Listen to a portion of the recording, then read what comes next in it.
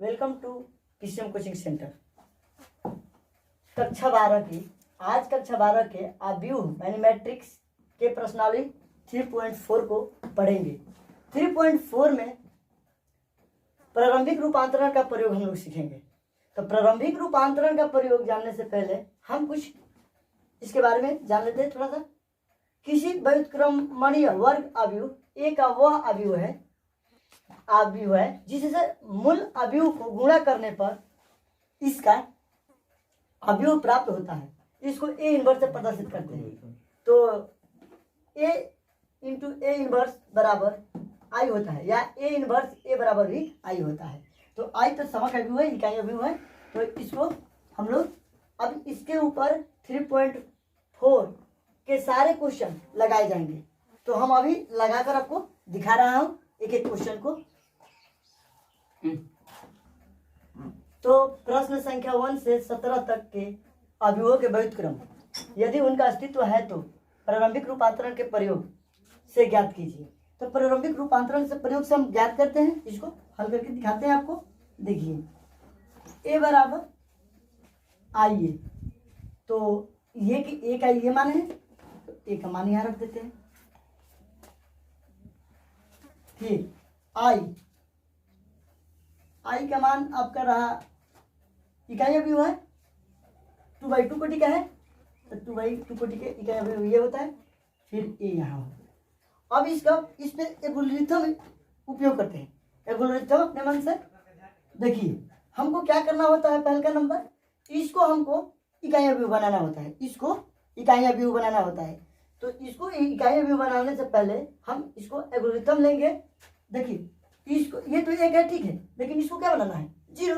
तो 0 बनाने के लिए ये कितना पंक्ति में है, दूसरी पंक्ति में। तो दूसरे पंक्ति में चलिए क्या करना है, दूसरे का स्थान पर क्या करेंगे, तो 2R1 कर लेते हैं। ये एल्गोरिथम का प्रयोग करके हम हल करते हैं इसको। तो देखिए पहला में तो कुछ भी नहीं प्रयोग हटाना है, क्योंकि एल्गोरिथम 2 में हमको करना है। तो ये वाला इसी तरह हो जाएगा। दूसरा में क्या चेंज करना है, दूसरा देखिए आपको समझा देता हूँ रफ करके। यहाँ पर ये दूसरा है R2, तो R2 क्या है 2, उसके बाद से -2 R1 के मान क्या है 1, गुना है तो गुना 1 बराबर क्या होगा, 2 में से 2 घटेगा तो क्या बचेगा 0। तो यहाँ क्या होगा 0। अब इसमें आ गए यानी अब दूसरा पंक्ति में, तो फिर ये 3 है, 3 में क्या करना है 2 गुना -1, ये है, इसको गुना कर दिया। अब देखिए ये तो 3 है और माइनस में क्या होता है +2, यानी कि क्या होगा 5। तो ये हो गया आपका 5। अब इसी तरह इसमें भी चेंज करेंगे, इसमें भी चेंज करेंगे। ऊपर वाला तो कोई चेंजिंग नहीं, अब नीचे वाला में चेंज कीजिए। चलिए ये तो आपका R2 है तो 0 हो गया, -2, तो ये क्या आया -2 है, तो हम इसको क्या लिखेंगे 2 की जगह पे -2। अब इसमें देखते हैं, देखिए 1, फिर -2 R1 की जगह पे क्या है 0। तो ये क्या हुआ, तो ये 0 हुआ, 2 गुना 0 0, और 0 में से 1 घटेगा, 1 में से 0 घटेगा तो 1 आएगा। तो यहाँ पर 1 हो गया। चलिए ये लिख दिया। अब देखिए ये पहला कर दिया, एल्गोरिथम लगाकर हल कर लिया। तो अब इसमें अब इसको हम मिटा देते हैं। अब देखिए इसमें अब इसको देखिए ये तो 0 हो गया, ये 1 हो गया, ये 0 हो गया। अब हमको क्या करना है, इसको 0 करना है, इसको क्या करना है 1 करना है।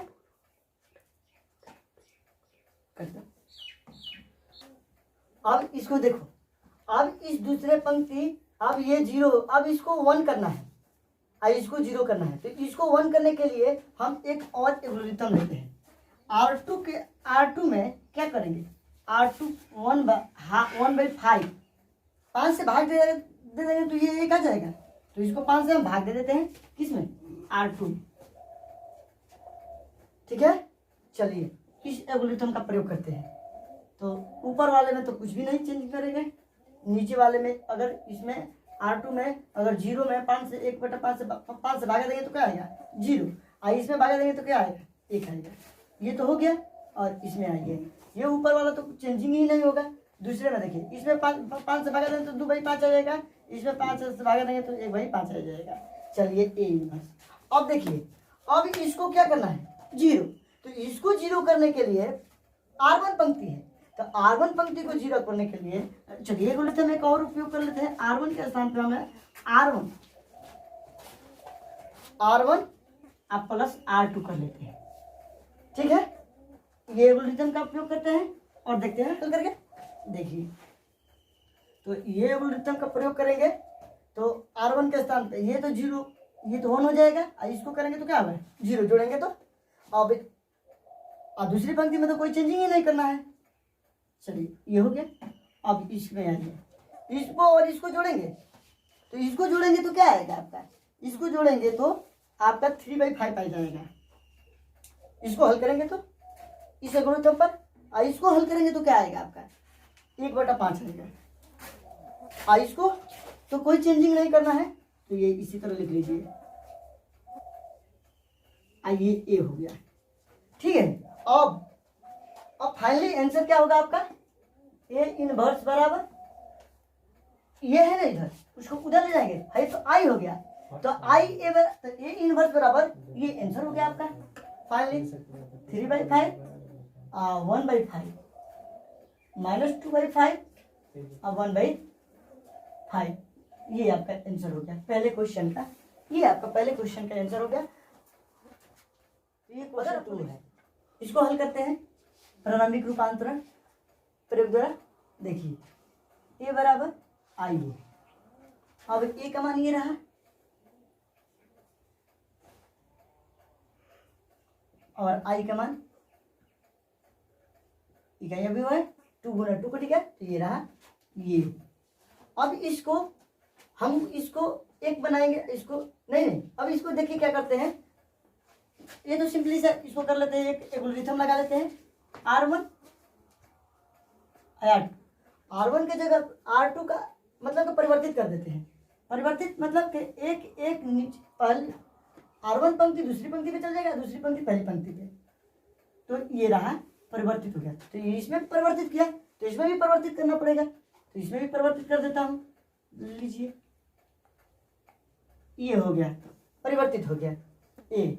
अब इसमें अब तो ये एक हो गया, अब ये दूसरी पंक्ति को 0 बनाना है, 2 को 0 बनाना है, इसको इकाई अवयव बनाना है, इसको इकाई अवयव बनाना है, तो फिर इसमें एल्गोरिथम का प्रयोग करेंगे। दूसरी पंक्ति के स्थान पर दूसरे में से देखिए -2R1 कर देते हैं। अगर ये एल्गोरिथम का उपयोग करते हैं तो इसको हल कर लेंगे। अब देखिए पहली पंक्ति में तो कोई चेंजिंग नहीं है, पहली पंक्ति के इसी तरह लिख देते हैं।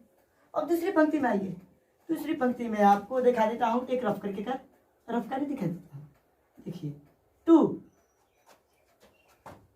अब हमको 2 - 2R1 1 यानी क्या आएगा 0, ये तो 0 हो गया। और इसमें आप देखिए 1 - 2 × 1 माने -1 आ गया, यहाँ पर -1 हो गया। और अब इसमें भी हल कर लेते हैं, इसको भी हल करके देख लेते हैं। देखिए पहली पंक्ति तो इसी तरह हो जाएगा, दूसरी पंक्ति में क्या करना है, दूसरी पंक्ति में क्या करना है 1 - 2 गुना 0, तो क्या होगा आपका 1 आएगा।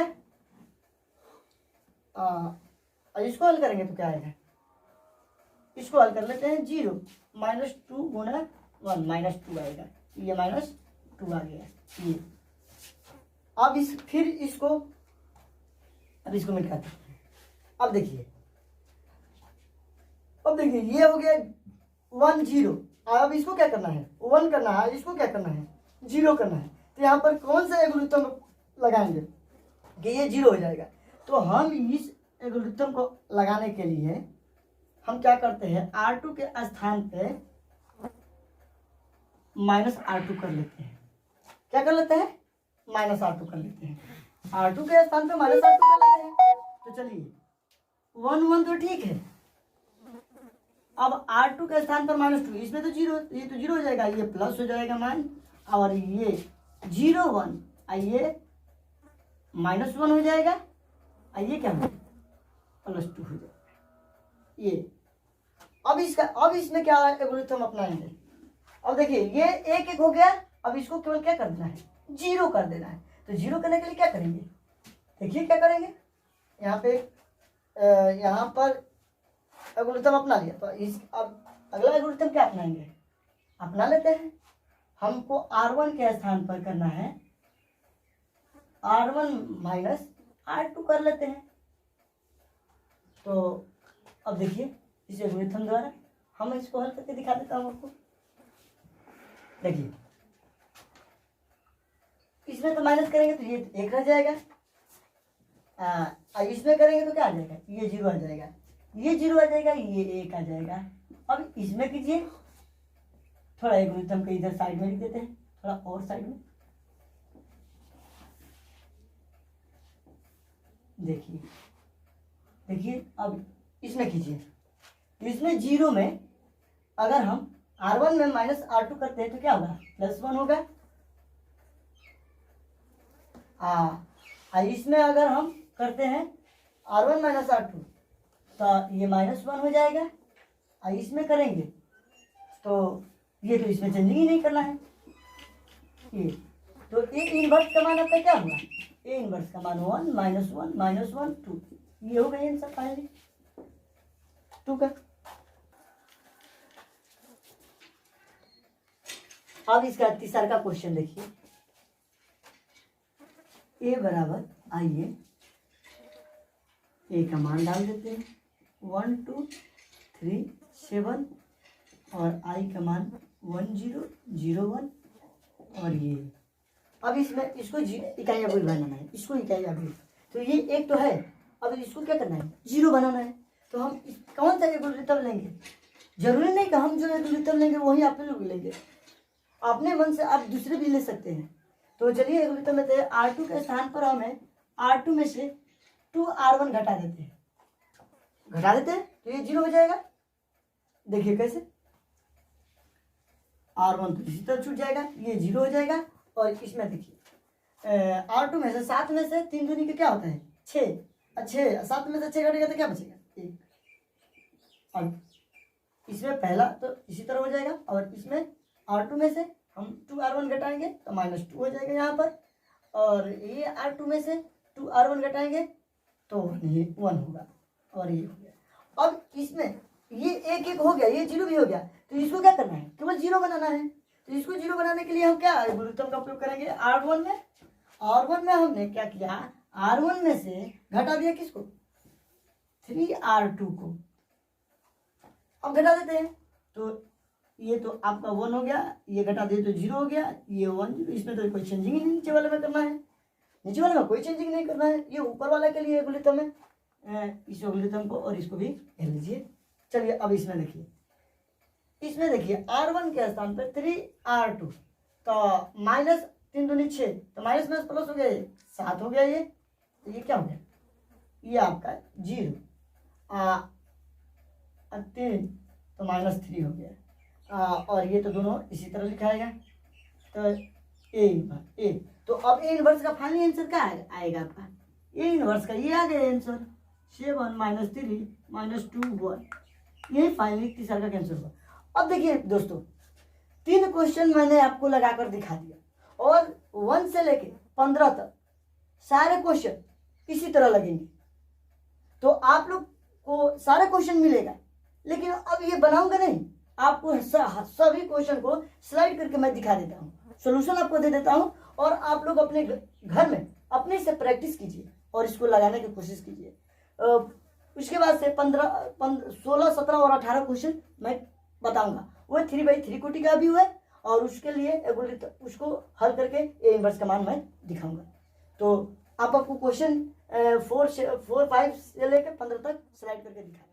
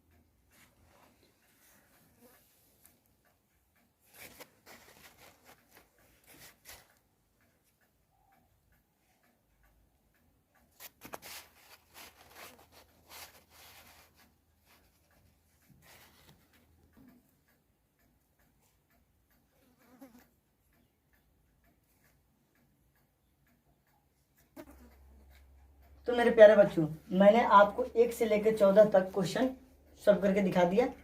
और जहां आपको समझ में नहीं आता है तो आप कमेंट कीजिएगा और इसके बाद